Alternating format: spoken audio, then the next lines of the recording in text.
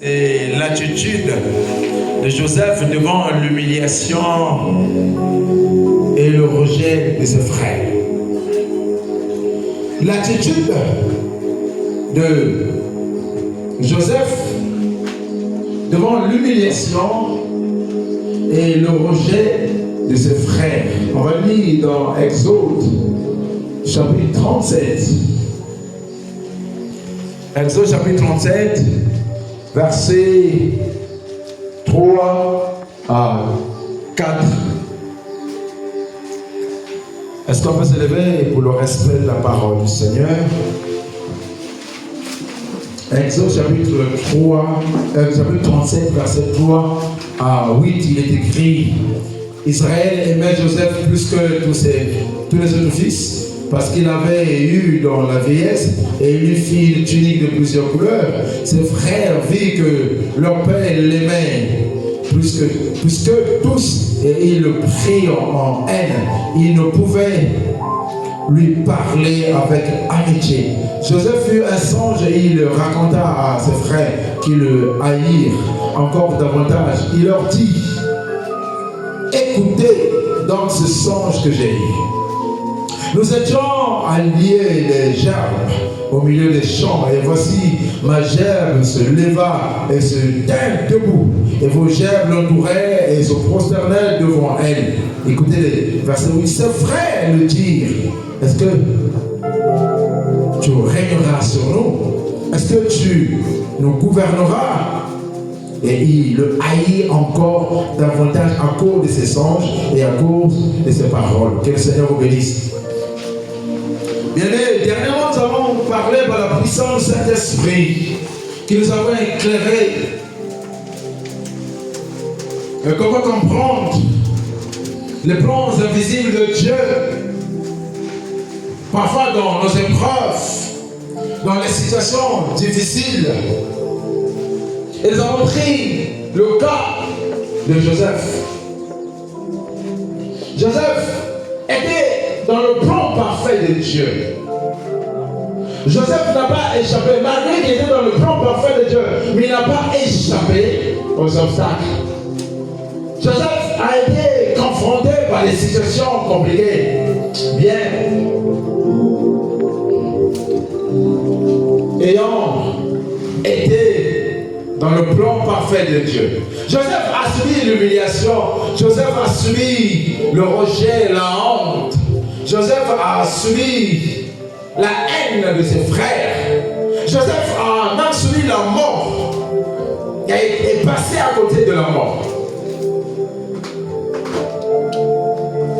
Nous nous rappelons que les frères de Joseph, dans le désert, ont décidé, ont comploté, ont eu un projet de mort contre leur frère Joseph. Et dans Genèse 37, verset 18 à 20, il est écrit que les frères de Joseph le virent de loin. Et avant qu'il soit près d'eux, ils complotèrent de le faire mourir. Ils se disent l'un à l'autre: voici ce faiseur de songes qui arrive. Venez! Regardez, c'est le propre frère. Ils disent: venez maintenant, tuons-le! Tuons Joseph et jetons-le dans une citerne. Nous verrons. Nous dirons qu'une bête féroce l'a dévoré. Et nous verrons ce que deviennent dans ces songes. Oh, quelle méchanceté! Quelle méchanceté des frères de Joseph à cause de ces songes. Mais ils ont décidé d'éliminer leur frère. Quelle méchanceté, frère! Parfois, des situations qui arrivent dans la vie où les gens cherchent à t'éliminer, tout simplement parce que tu es porteur d'un songe, parce que tu es porteur d'une bénédiction. Et Joseph est passé à côté de la mort. Regardez comment ses frères complotaient contre lui. Frères et sœurs, parfois dans la vie, il y a des choses qui nous arrivent tout simplement parce que tu as des projets. Mais ce matin, je prophétise dans ta vie que Dieu Je vois Dieu en train de sortir de complot que les gens formaient contre toi. Je prophétise que ces complots que les gens formaient contre toi soient nuls et sans effet. Ce projet de mort, que ce projet soit annulé. Joseph, placé dans une citerne, mais Dieu l'a délivré. Et que Dieu aussi délivre toi et ta maison contre tout complot forgé contre toi. Mais la question que je voulais te poser ce matin est de savoir quelle est ton attitude. Quelle est l'attitude que tu adoptes devant l'humiliation, devant la honte, devant la haine de tes frères, devant quand tu passes devant la mort. Quelle est cette attitude que tu adoptes, frère, contre le complot? Lorsque les complots sont formés contre toi, quelle est l'attitude? Lorsque tu traverses des situations compliquées, quelle est ton attitude? Comment tu te comportes, frère et soeur? C'est ce qui est important. C'est ce qui est important dans ta vie. Mais il y a un modèle à imiter. Il y a un modèle à suivre. C'est le frère Joseph. Joseph était un modèle pour nous, un modèle à suivre. C'est aussi le cas de cette maman, notre soeur, la soeur Anne. Oh, Anne s'est retrouvée dans un foyer où son mari avait 2 femmes.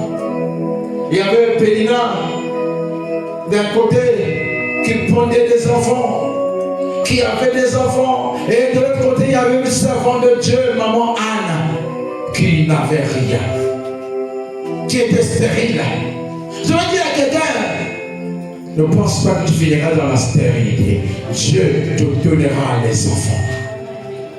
Mais la bonne nouvelle, c'est que dans cette attitude, la sœur Anne est restée attachée à Dieu.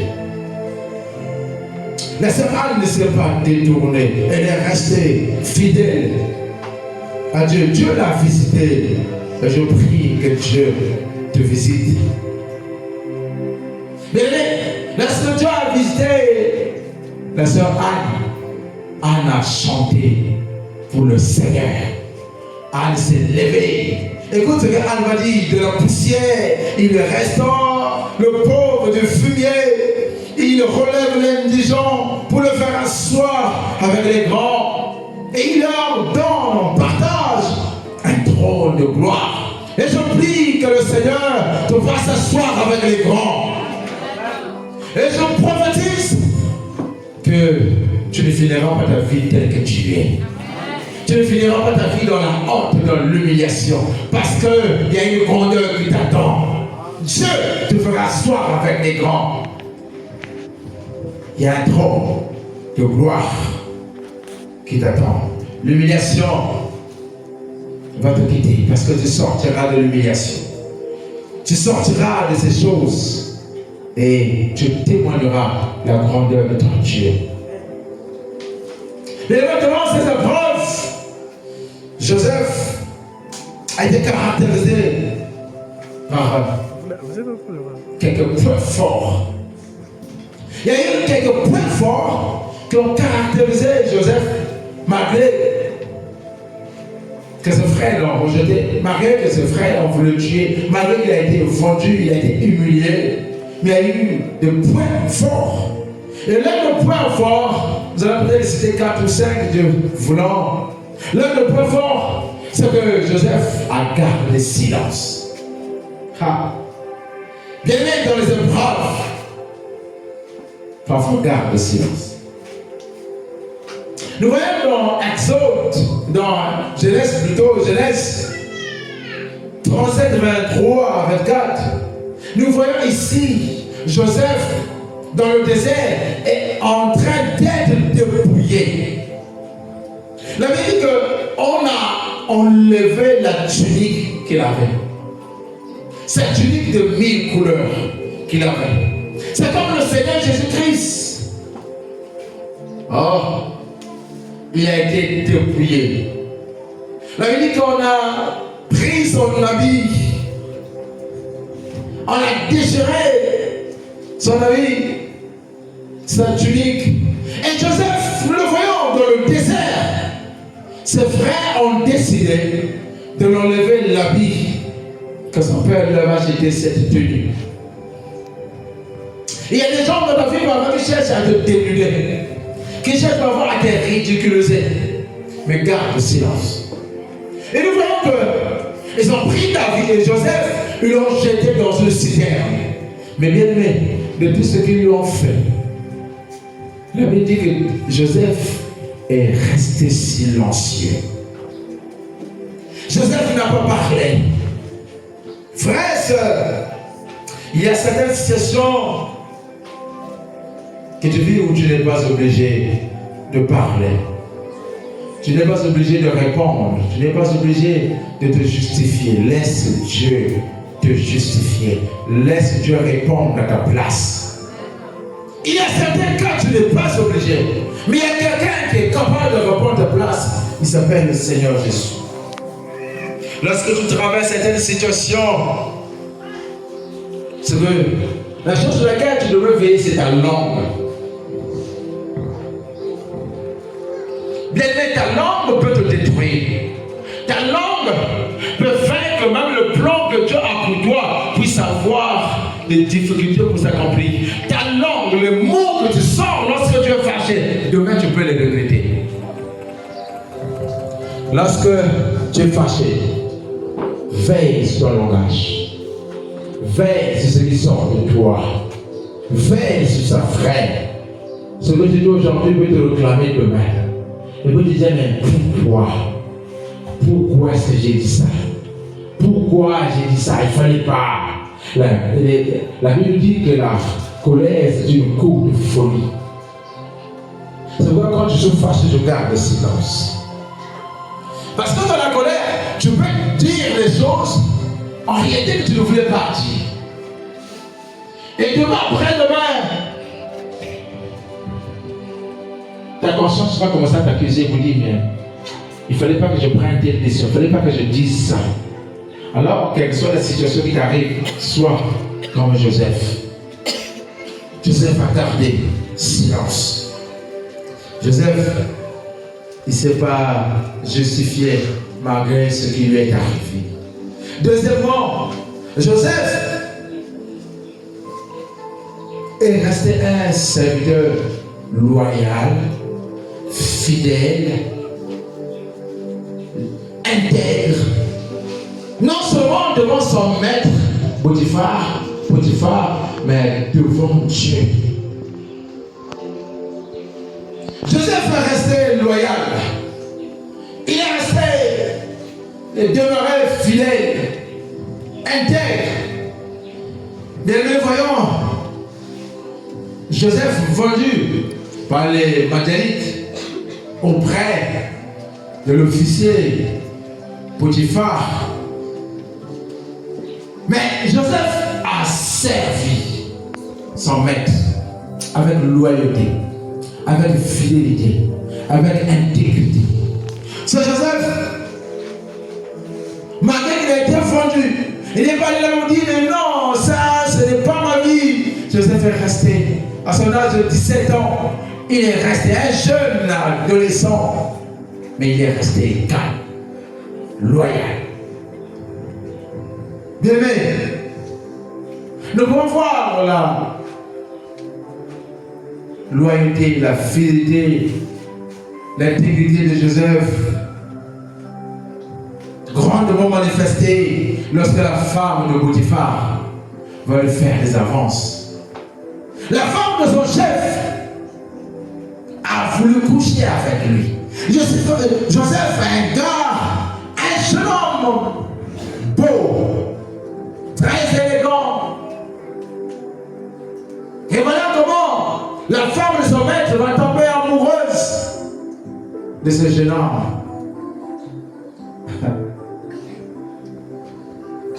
Mais Joseph a dit non, tu es la femme de mon maître, je ne peux pas le faire. Malgré les avances, malgré tout ce que la femme a voulu, mais Joseph a refusé. Mais regardez, à cause de sa loyauté, de son intégrité, Joseph va se retrouver en prison. Et il y a des situations, frères, sœurs, où même tu as raison, mais ces situations peuvent t'amener en prison. Mais je dis que même si tu passes par une prison quelconque, Dieu est capable de te sortir de là. Reste intègre, reste fidèle à Dieu, reste fidèle à tes principes. Et Dieu te fera du bien. Ce frère Joseph, même en prison, il n'a pas voulu dévoiler le secret. Regardez le silence de ce serviteur, intègre, loyal. Et c'est certainement aussi, je dis ce secret, que c'est la femme de mon maître qui a voulu coucher avec moi. Et s'il y a le divorce, et s'il y a le problème dans la maison de mon maître, Joseph se trouve en prison alors qu'il connaissait, il avait le secret. Il pouvait libérer le secret. Il pouvait se défendre par ça. Mais Joseph est resté bouche bée. Frère, sœur. Mais toi, moins de problèmes, je dis tout. Moins de problèmes, tu dis tout. Je veux te ridiculiser. Je vais dire aux gens ce que je connais de toi. Tu n'es pas loyal. Tu n'es pas fidèle. Tu n'es pas intègre. Tu n'es pas un bon fils. Tu n'es pas une bonne fille. La loyauté voudra que tu gardes le secret, même quand ça te fait mal. Et que tu restes attaché au Seigneur. Bien-aimé, s'il y a une qualité que nous devons chercher quand un enfant de Dieu, c'est la loyauté, la fidélité et l'intégrité. Ce sont des qualités que nous devons rechercher. Un serviteur, une servante qui n'est pas loyale, qui n'est pas fidèle, qui n'est pas intègre, c'est un mauvais serviteur. C'est un mauvais serviteur. Pas un faux serviteur, mais un mauvais serviteur. Et lui, le frère est resté. Bien aimé, je prie que Dieu nous aide à être loyaux. C'est à cause du manque de fidélité, du manque de loyauté, d'intégrité, que nous quittons facilement les églises. Parce qu'on pense qu'on doit être les chouchous de tout le temps, même quand le Seigneur te fait des reproches. Tu n'acceptes même pas les reproches du Seigneur. Tu penses que Dieu est au-dessus de cet esprit. Parce que toi, on ne te parle pas. Toi, on ne peut pas te faire des reproches. Frères et sœurs, nous sommes appelés à être reprochés par le Seigneur. Et par ceux qui nous conduisent. Mais nous devons rester loyaux, fidèles, fermes. Ta bouche, parfois, ne parle pas. Ce qui est bien bon avec notre frère Joseph, c'est qu'il craignait le Seigneur. Joseph craignait Dieu. Joseph était un homme qui craignait Dieu. Regardez ce secret. Pourtant, Joseph, devant les menaces de la femme de Potiphar, il pouvait céder. Et peut-être que le secret devait rester entre Joseph et la femme de son maître. Peut-être que la femme de son maître devait garder le secret. Mais Joseph a regardé à Dieu, qui connaît toutes choses. Joseph s'est dit, même si mon patron ne sait pas que voilà ce qui va arriver, mais Dieu, qui voit toutes choses, voit. À cause de la crainte qu'il avait pour Dieu, Joseph n'a pas cédé aux tentations. Mais regarde-toi, moins de tentations, tu cèdes. Combien de fois on nous trouve dans les milieux bizarres, frères et sœurs, vous craignez les serviteurs de Dieu, vous craignez les pasteurs, alors qu'il y a quelqu'un que vous devez craindre, c'est Jésus-Christ. Parce que partout là où vous partez, le Saint-Esprit est présent. Arrêtez l'hypocrisie, mes frères et sœurs. Arrêtez de mener une vie d'hypocrisie. Je préfère quelqu'un qui me montre ses faiblesses et qui veut changer, mais qui n'arrive pas, mais qui désire changer. Cette personne, on va prier pour la personne, on va l'orienter pour que Dieu lui donne la victoire. Que cette personne qui mène une vie mauvaise en cachette, mais qui devant nous est comme un pharisien, et comme cet homme, cette femme, pieux, tu montres une image de quelqu'un de normal, mais en réalité, tu n'es pas sérieux. S'il y a une qualité de gens que je déteste, ce sont ces gens-là. Je n'aime pas les hypocrites en fait. C'est pourquoi je suis parfois dur devant les hypocrites. Pourquoi on me fait ça? Je suis dur devant les hypocrites. Je ne supporte pas l'hypocrisie. Moi, je préfère que tu me dises tout ce que tu es. Et c'est à partir de là que je saurai comment te t'aider. Oh, notre frère Joseph nous a prouvé qu'il avait la crainte de Dieu. Malgré qu'il avait le secret, mais il acceptait la prison. Qui de nous va accepter la prison alors que tu connais la raison, alors que tu peux te défendre? Tu as dit, j'ai appelé mon avocat. J'ai cherché un avocat. Non, moi je dois me défendre. Joseph ne l'a pas fait.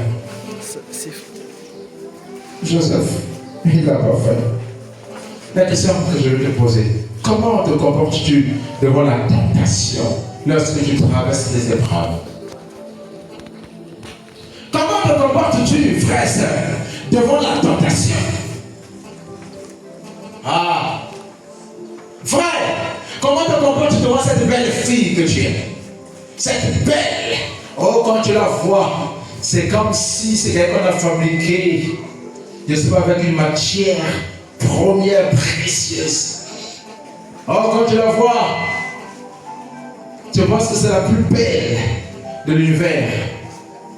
Frère, devant cette tentation, comment te comportes-tu? Ma soeur, devant cet homme de ton rêve, parce que les sœurs ont souvent les hommes de leur rêve. Ah, si je rencontre tel homme, et devant la tentation, comment te comportes-tu?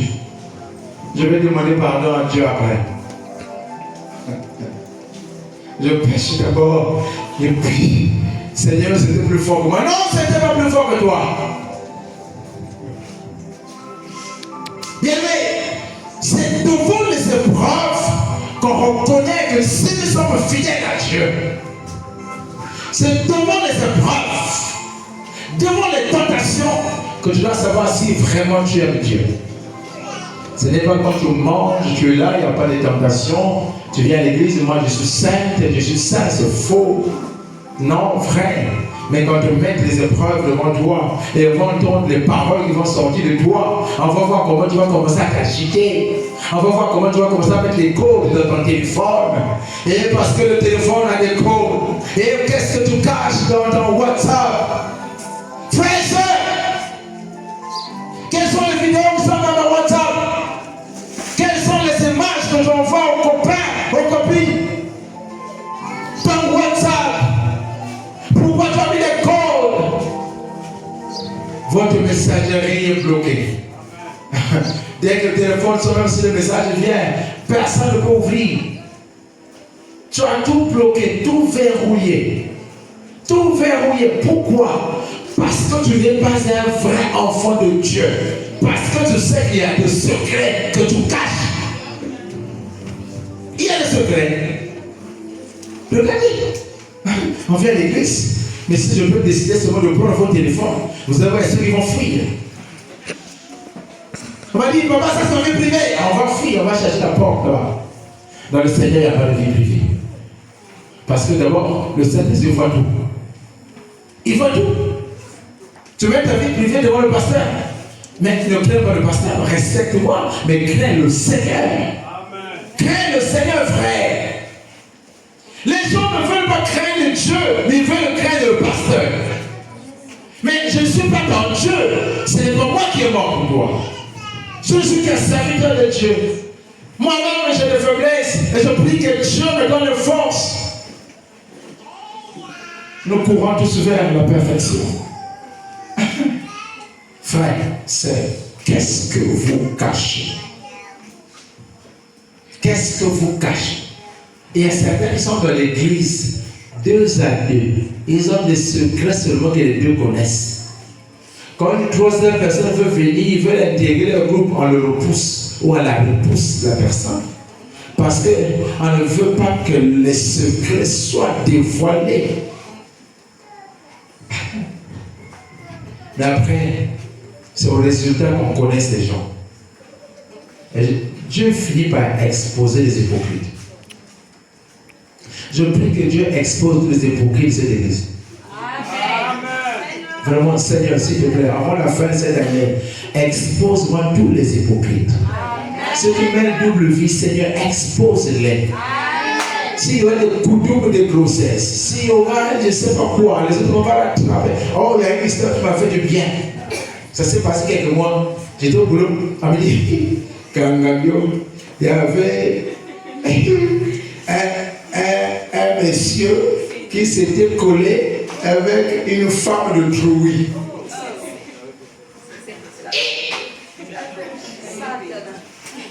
Le monsieur s'est collé à la femme de Trouy. Tu vois la femme de la soeur, monsieur devrait être un militaire, je ne sais pas. Donc certainement c'est un loyal qui connaît les secrets, comment défouler. Il a tout déverrouillé, il a tout verrouillé, tout bloqué autour de sa femme. Il dit bon, piège. L'homme ne savait pas qu'il y avait des pièges. De là, oh Seigneur, fais tomber ces gens-là dans le piège. Tu vois comme ça l'hôtel, collé, serré, vous commencez à crier, venez, oh, le secret commence à être dévoilé. Ah, la honte est mal.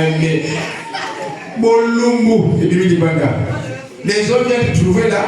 Si je te vois, frère, j'appelle tes parents. Venez. Je ne leur dis pas de voir qu'est-ce qui se passe. Venez, il y a quelque chose. Vraiment, c'est sérieux. On a dit, regarde. Regardez vos enfants. Après, je me suis posé la question. Quand vous vous séparez là, après, c'est comment? Parce que là, ça se fait, c'est l'humiliation. Ça, c'est vraiment l'humiliation. Devant tout le monde, et puis à mieux. Ah, il faudrait que vous avez dans le marché. À la fin là, quand vous finissez là, c'est quoi? Comment vous vous retrouvez? Hein? Pour ça, on lit-moi. Je dis, ah, dans Samoué. Dans Samoué. C'est ça. Frère, soyons nous-mêmes. Soyons nous-mêmes. Ne menons pas les doubles vies. Et désolé, je ne suis pas sorti. On parle de l'intégrité, de la fidélité et de la loyauté. Bien-aimé, qu'est-ce que tu fais dans le secret? Qu'est-ce que tu fais dans le secret? Quelle est la vie que tu mènes dans le secret? Les gens pensent que quand il y a des situations d'église, oh, mon église, les gens vont quitter l'église. Si quelqu'un quitte l'église parce qu'il y a des scandales, tu n'as pas été appelé à être un enfant de Dieu. Tu n'as pas été appelé. Frère, même si on veut me dire qu'on a trouvé toute l'église là, je ne sais pas, dans un lieu de prostitution, voilà, ne pensez pas que je veux plus être pasteur. Je le serai toujours. Quand je vais prier pour vous, pour que Dieu vous donne la victoire. Je vous appelle à venez. Venez avec vos nudités. Venez. Oh Satan, quand je vais pas. Allez, veille-toi. Satan. Et là, je dis, bon Seigneur, parce que je fais mal le travail, je suis plus pasteur. Oh, mais il y a des tentations dans la vie. N'est-ce pas? Frère, les secrets de ton cœur. Je prie que Dieu te garde pur, même quand tu traverses des épreuves compliquées. Je prie, frère, que tu restes fidèle à Dieu devant la tentation, que tu n'abandonnes pas. Et Dieu te sortira de ces humiliations. Dieu te sortira de ces tentations. Mais c'est vrai, parmi il n'est pas facile de rester fidèle, loyal. Quand on vit des situations d'injustice, de rejet, de haine et autres, Mais nous devons demander l'aide du Saint-Esprit afin que nous demeurions fidèles à Dieu et à nos valeurs. Il y a des gens qui ont perdu les valeurs chrétiennes à cause d'une petite donation. On ne les reconnaît plus chrétiens. On ne les reconnaît plus chrétiennes. Bien aimé, ce qui est devenu difficile aujourd'hui, c'est voir les gens qui gardent l'éthique chrétienne, qui gardent leur vie de sainteté. Ce qui devient difficile aujourd'hui dans toutes les églises, c'est que le désordre règne. Pas seulement au niveau des brebis, des frères et sœurs, même au niveau des serviteurs et des servantes. Nous avons perdu l'éthique chrétienne. Nous avons perdu les valeurs chrétiennes. 3. Refuser le compromis. Refuser le compromis. Malgré le harcèlement de la femme de Potiphar, Joseph a refusé de céder. Malgré l'harcèlement, malgré que la femme de Potiphar insistait, malgré le chantage, que si tu n'acceptes pas, je dirai à mon mari que tu as voulu me violer. Joseph n'a pas accepté le compromis. Joseph n'a pas cédé. Joseph, il n'a pas cédé. Mais il y a des gens qui souvent profitent de la faiblesse des sœurs pour abuser d'eux. Oh frère, on voit que cette sœur est dans la souffrance, dans la pauvreté. Cette sœur est en train de traverser des épreuves compliquées où elle devient fragile. Toi, à cause de tes miettes, tu veux profiter de la sœur. Tu veux abuser d'elle à cause de tes petites miettes que tu as. Tu veux abuser d'elle. Et les sœurs même profiter de ce moment. Frère et sœur, ce n'est pas de Dieu. Frère, répondez-vous. Quand quelqu'un traverse des moments compliqués, c'est à ce moment-là qu'il faut consoler la personne. C'est à ce moment qu'il faut consoler la personne. Certains, lorsqu'ils traversent des situations difficiles, ils choisissent les chemins les plus courts. Les chemins les plus courts. Et à la fin, il se trouve de si je savais. Quel est le chemin le plus court que tu utilises? Quel est le raccourci de la vie que tu utilises? Frère et sœur, reste attaché à Dieu, reste fidèle. Dieu finira par te bénir. Dieu finira par te faire sortir de là où tu es. Ne cherche pas de raccourci. Parce que le raccourci peut te détruire. Certains voient leur vie être détruite à cause des raccourcis de la vie qu'ils ont choisi, qu'ils ont utilisé. Et ils ont oublié les valeurs chrétiennes. Ils ont oublié qu'ils étaient des chrétiens. La crainte de Dieu a été bafouée. La crainte de Dieu bafouée. À cause des difficultés. Parce que tu ne supportes plus. Je pense que tu dois même te donner, ma soeur, garde ton cœur, garde ton corps. Garde ton corps, ma soeur. Il y aura un homme qui viendra pour toi.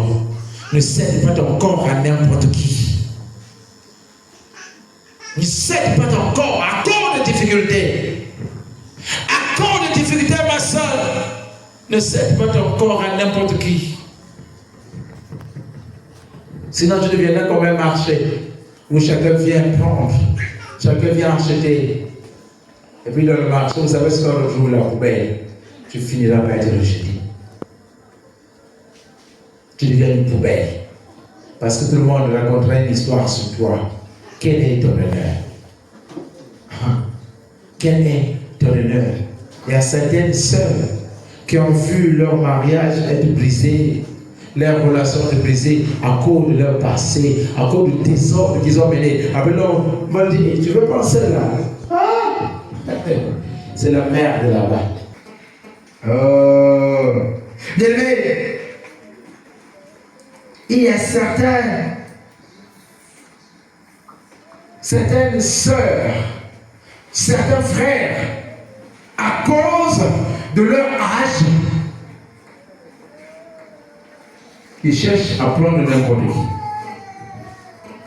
Parce qu'ils voient l'âge avancé, la sœur voit l'âge avancé, et calamité ménopause. Et je vais laisser à l'église comme ça, comme on a dit à une sœur, et personne n'a besoin avant nous ça. C'est là qu'on va dire, yo, on tout là. Yo, on tout là dans l'église. Oh, chasteté, Dieu ne veut pas donner, on tout là. Est-ce que vous voyez? Ah, vraiment. Et qui dit ça? Il y a une sœur à l'église. Qui dit à une sœur que fais les virgules parfois. Et on tout là. Frère, ce n'est pas ton âge qui doit te faire marier. Le mariage est réservé aux hommes et aux femmes matures. Parce que dans le foyer, il y a des exercices compliqués par contre tu dois supporter. Il y a des adultes mineurs. Et tu es adulte, mais tu es mineur dans le comportement. Tu es immature. Toi, je pense parce que tu es grand, tu as maintenant, je ne sais pas, 30 ans, 40 ans, que tu es grand. C'est faux. Regarde ton raisonnement. Même si c'est un enfant de 14 ans qui te donne des conseils. C'est lui qui vient un enfant de faire écouter. Mais écoutez, mettez de l'ordre. Un enfant de 14 ans qui parle des enfants de 35 ans, 40 ans, mettez de l'ordre. Ça montre que vous, là, vous n'étiez pas prêts pour aller dans le mariage. Je parle de compromis. Ne cède pas devant ton âge qui est avancé. Ne cède pas, ma soeur. Ne cède pas, mon frère. Et puis on dit, écoutez, les valeurs chrétiennes, tout le monde doit demander pardon à l'église. On doit demander pardon. Même la présentation, je n'ai pas fait. Viens d'abord. Il faut demander pardon au Seigneur. Non, le pardon ne sert à rien. Ce qui est important, c'est de garder des valeurs chrétiennes. Ce qui est important, que tu crains Dieu. Parce que généralement, le pardon, on demande ça par des hypocrites. Toi, parce que dans ta tête, il y a un rêve. Ton rêve, c'est que moi, je suis trop âgé. La ménopause bientôt. Ou les autres à cause de la pauvreté. Tellement pauvre. On dit, à l'église, on va se marier. Il faut faire la dot, il faut aller faire la présentation. Comme on fait les autres, tu vois, c'est la belle famille qui fait la présentation. Moi, je n'ai même pas l'argent pour avoir le coca. Mais ça va se passer comment? Pasteur, tiens, ma camona. On fait quoi? Nous allons nous pousser. Mais tu ne connais pas les conséquences qui peuvent arriver. Je parle aux serviteurs, aux servants de Dieu. Priez que Dieu vous aide à vous marier. Même si tu as fait une erreur dans la vie, prie que Dieu te donne l'argent pour que vous corrigiez cette erreur. Amen. Ne restez pas là. Tu sais que mon frère est enceinte, la soeur, tu as été enceinte par le frère. Ne restez pas là pour dire, bon, ok, d'accord, l'enfant viendra, ça va. Non. Allez honorer vos femmes. Allez honorer vos femmes. Ma soeur, chaque jour, parle à ton mari. Dis, tu dois m'honorer. T'es là.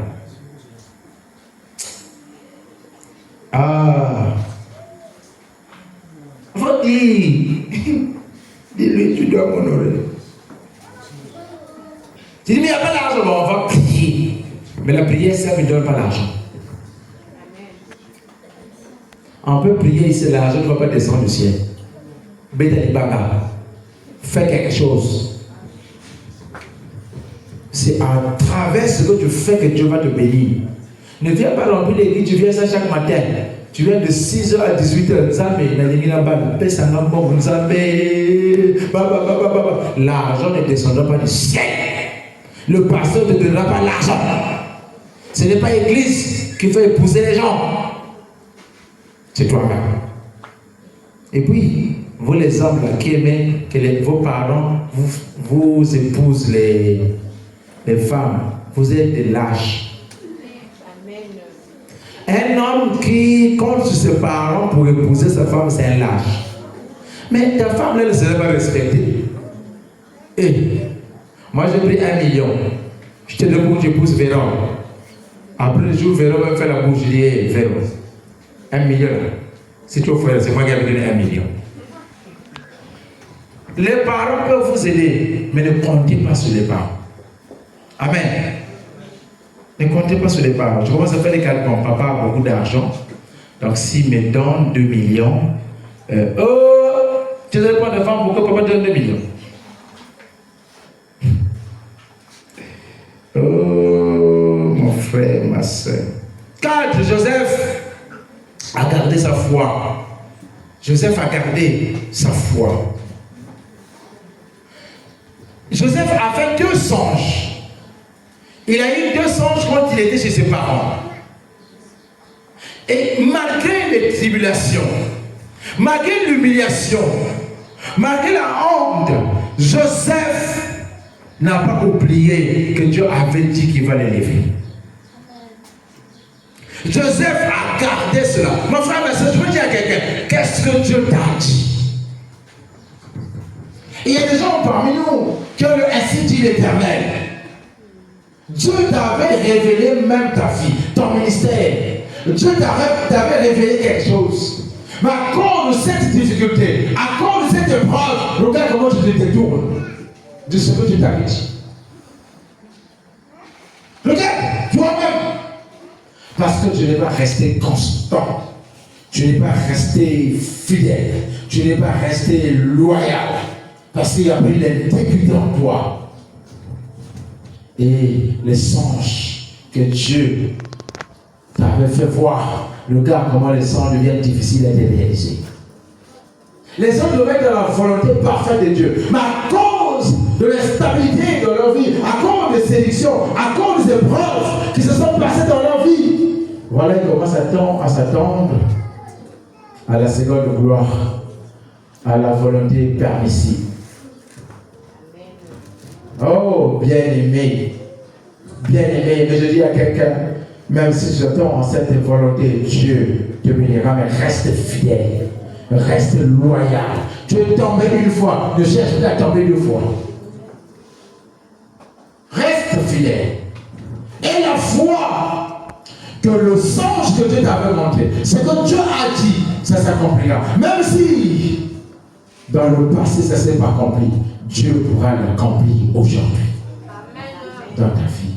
Dieu ne peut pas t'abandonner, mais il suffit seulement que tu reviennes totalement à ses pieds. D'élever. Joseph, c'est un modèle pour nous.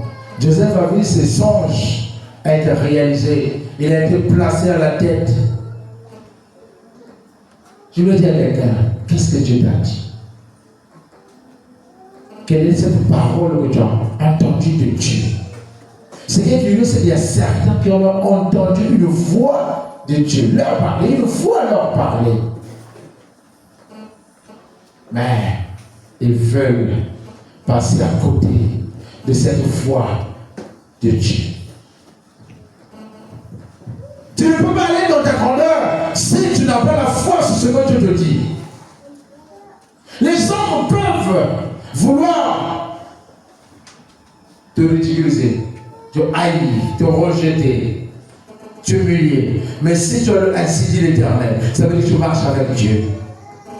Et tôt ou tard, l'humiliation sera transformée en victoire.